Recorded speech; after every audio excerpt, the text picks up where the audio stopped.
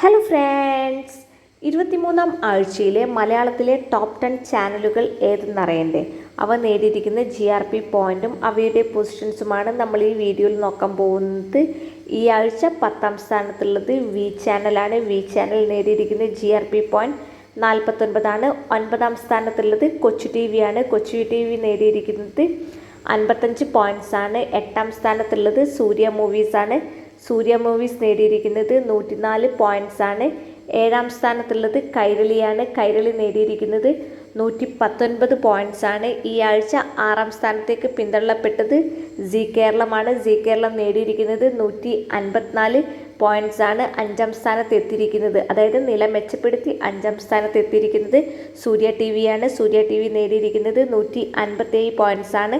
4ാം സ്ഥാനത്തുള്ളത് മഴവിൽ മനോരമ നേടിയിരിക്കുന്നത് 170 പോയിന്റ്സ്.